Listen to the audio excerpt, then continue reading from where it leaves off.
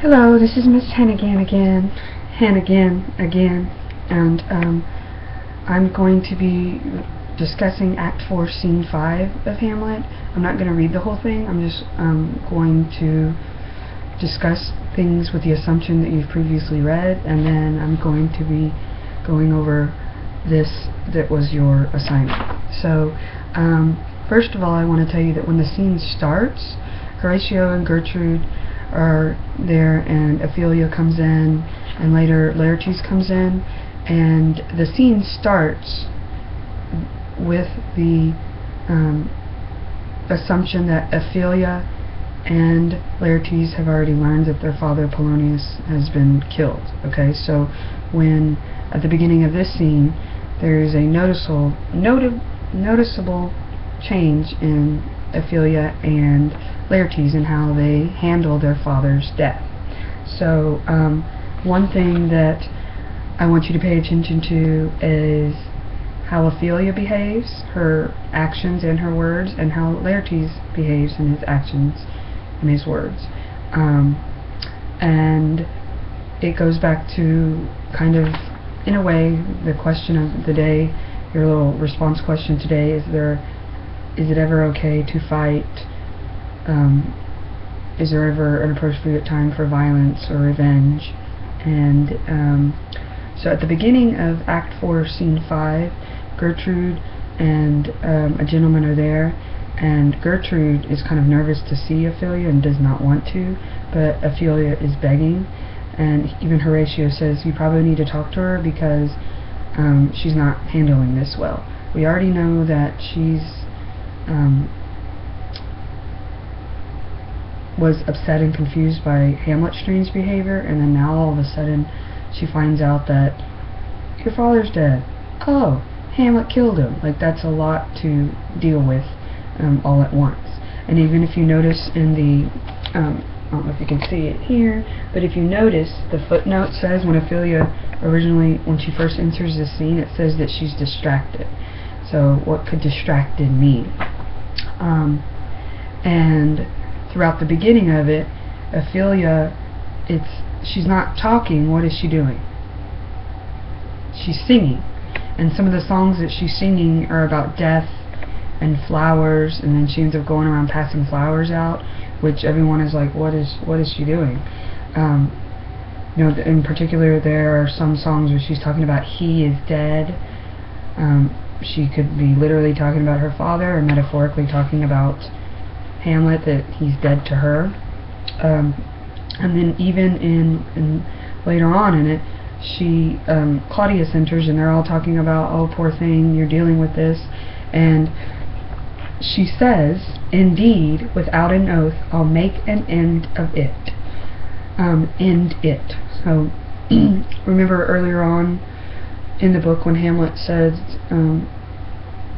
he talks about suicide in various soliloquies. Ophelia is very fragile at this point, and she says, indeed, without an oath, I'll make an end of it. End of her personal suffering, end of all the mess. She's not necessarily making sense, and she's communicating by passing out flowers, and those flowers are actually very symbolic. And she continues to, in one of the songs, she says, quoth she, before you tumbled me, you promised me to wed. That could be, and the translation is, before you got me into bed, you promised to marry me. That could also be talking about Hamlet, obviously. Another thing I want us to kind of pay attention to is Claudius talks about how we should pay close attention to Gertrude, and there's this quote in my book on line 76 of Act 4, Scene 5 that says, when sorrows come, they come not single spies, but in battalions. That's an important quote, an idea to think about, and they're making the military analogy. When sorrows comes, when bad things happen, they don't come in single spies, but in battalions. So think about the idea of difference between single spies or in battalions. What analogy is he trying to make? Okay? And so the beginning, the first half of the scene is talking about how Gertrude and Horatio and Claudius are observing Ophelia's behavior. Now, her reaction to her father's death is definitely different from her brother's, okay? And so I'm going to read this now, because this is the one that the questions are over. This is the second half of Act 4, Scene 5. Okay, so it enters with Laertes. Laertes has just learned that his father's been murdered, but at this point he doesn't really know who did it. The doors are broke. Where's this king? Sir, stand you all without. No, let us come in. I pray you give me leave. Like, leave me alone, let me go in and talk to the king. I think you keep the door. Exit Laertes' followers. Oh, thy vile king, give me my father. So even by the way that he's speaking to him, and notice he's going to be using a lot of exclamation points in his conversation or dialogue, which shows he's angry. Give me my father. Calmly, good Laertes. That drop of blood, that calm proclaims me bastard, cries cuckold to my father, brands the harlot, even here between the chaste and smirth brow of my true mother. So he comes in kind of aggressively, understandably so, and Queen's like, calm down. And his response is, any one little piece of calmness would be disrespectful to my father. So he's saying that he has right to be angry and right to want to know what happened, and even he might later say he has the right to want revenge. And he's like, and if I am not, and if I don't, then I'm not loyal to my father. Okay? What is the cause, Laertes, that thy rebellion looks so giant-like? Let him go, Gertrude. Do not fear our person. There's such divinity doth hedge a king. The treason can but peep to what it would be. Acts little of his will. Okay? Will is like his reason, or why he might be doing so. So Gertrude is trying to hold him back, and Claudius is like, no, we're going to see what he wants and what his will is. So later on, that's going to say who is his that Claudius is referring to. Who art thus incensed? Let him go, Gertrude. Speak, man. Where is my father? Dead. But not by him, Queen. She's like, it wasn't him. Let him demand his fill. He is demanding that he wants to know what's happening. How came he dead? I'll not be juggled with it. But to hell allegiance. Like, I'm not going to beat around the bush. I'm going to be honest with you. You have the right to know. Vows to the blackest devil, conscience and grace to the profoundest pit. I dare damnation. To this point I stand, that both worlds I give to negligence, let come from what comes. Only if I'll be revenged most thoroughly for my father. So Laertes is saying, how did he die? I demand to know. Don't beat around the bush. Tell me. Okay?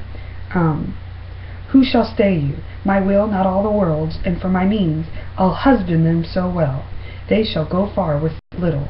Good Laertes, if you desire to know the certain of your dear father is right in your revenge, that swoop-stake will draw you both a friend and a foe. Like Claudius is like, okay, if you really want to know what happened, the person that did this was your friend but can also be a foe. He's like building up to tell him that it might not be good news who did this. And so King Claudius is probably relishing in the fact that, oh, this is something else that I could use against Hamlet. None but his enemies. Will you know them then? To his good friends, thus wide I'll open up my arms, and like the kind life-rendering pelican, repass them with my blood. Why now you speak like a good child and true gentleman, that I am guiltless of your father's death, and I am most sensibly in grief of it. You think he's really in grief of it? It shall as level to your judgment pair, as days goes to your eye, a noise within. Let her come in. Now Ophelia, his sister, comes in. O heat, dry up my brains, tears 7 times salt, burn out the sense and virtue of mine eye. By heaven thy madness shall be paid with weight, till our scale turn beam. O rose of May. So now she has these flowers in her hand, and she's walking around, passing around like dead flowers, which is kind of creepy, but it fits in with her reaction and her mental state. Till our scale turns to be, O Rose of May, dear maid, kind sister, sweet Ophelia, O heavens, 'tis possible a young maid's wit should be as mortal as an old maid's wife? Nature is fine in love, and where it's fine, it sends some precious instance of itself after the king its love. And then Ophelia responds, because at first Laertes was just talking about viewing her and what she's doing. Okay. They bore him barefaced on the briar, hey non nani non, hey non nani, and in his grave reigned many a tear. Fare you well, my dove. Hadst thou wits that did persuade revenge, it could not move. It's like, he's like, I already had enough rage in me to pursue and go after the person that did this, but seeing how it's affecting you is just making me more angry and more wanting to get revenge. You must sing a don, call him a down. Oh, how the wheel becomes it. It is false steward, the stole of his master's daughter. This is nothing more than matter. There's rosemary, that's for remembrance, prayer, you for love, and there's pansy, so this is when she's actually starting to pass the flowers out. A documented madness, like this is evidence of her madness, thoughts and remembrance fitted. Ophelia, to Claudius she hands this fennel for you and columbines, and that flower is supposed to represent adultery. To Gertrude, a rue for repentance, and here's some for me. We may call it herb of grace of Sundays. You may wear your rue with a difference, there's a daisy. I would give you some violets, but they were all when my father died. They say I've made a good ends, for bony sweet Robin is in my joy. You're probably like, what is she talking about? But yes, Brianna Moss, you're right, she's crazy. Okay? Then Laertes continues, thought and affliction, passion, hell itself, she turns to favor and to prettiness. And then it just goes on that we as an audience are observing Laertes' reaction to his father's death and Ophelia's reactions to her father's death, and rightfully so. And this ties back to Hamlet's soliloquy at the end of Act 4, Scene 4, when he's like, I need to suck it up and, you know, avenge my father. So now there's this idea of Fortinbras doing something in the name of his father, Hamlet doing something and seeking revenge in the name of his father, and then now Laertes is wanting the same thing. Okay? And so you kind of ask yourself, at this point, does Laertes know that it is Hamlet that killed his father? We don't know. Okay, so I'm going to go through some of these questions, and no silk meat, I'm not just going to give you the answer. Number 1, it says, Laertes says that to be calm would show that he is, okay, and I even gave you evidence. That drop of blood, that calm, proclaim me bastard. The hint there is that that evidence should help you in the answer, because that evidence and the answer are pretty much the same thing. Like, if I am so calm, then da-da-da-da-da, okay? And an extension of that is why he says it's okay for him to be so upset. Okay, number 2, I talked about this also, when King Claudius is saying his acts illustrate his will. His acts little of his will. You should be able to find that one. And he's talking about who is acting out. Who is it that that King Claudius is talking about? And it's either going to be Hamlet, Laertes, or Polonius. Those are your only choices. Okay. Number 5.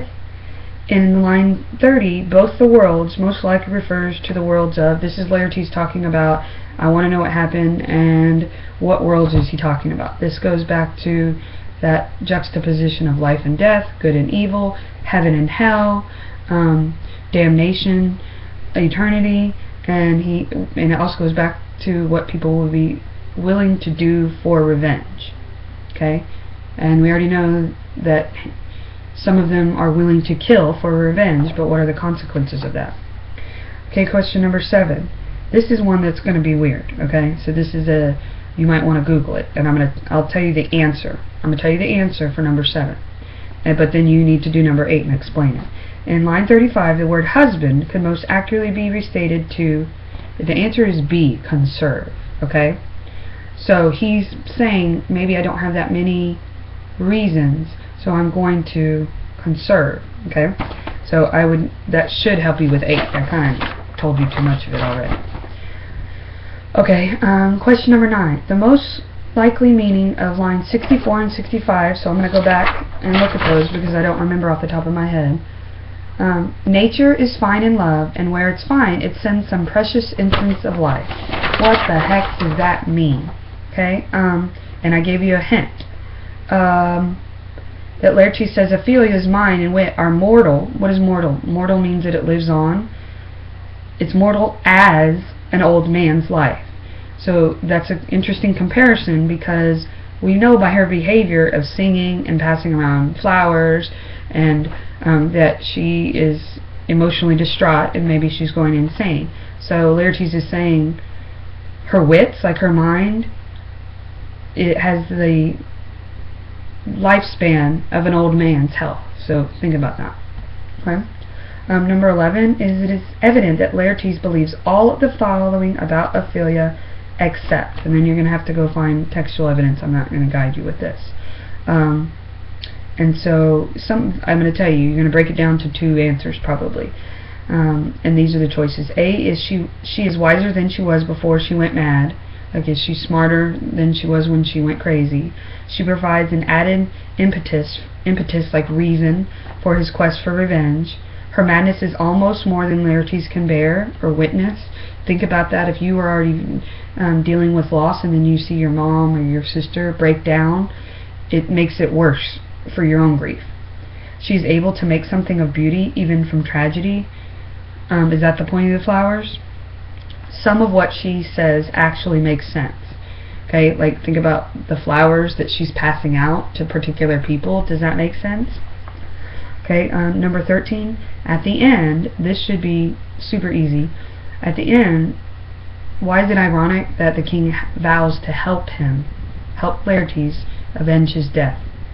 Okay, and then 15 is about Ophelia and 16 is about Laertes. Okay, so 15, Shakespeare uses these songs as another way to illustrate her mental state. Okay, that kind of should help you. And then punctuation. Go back and look at Laertes' punctuation. There's a difference between saying I'm angry, period, and saying I'm so angry.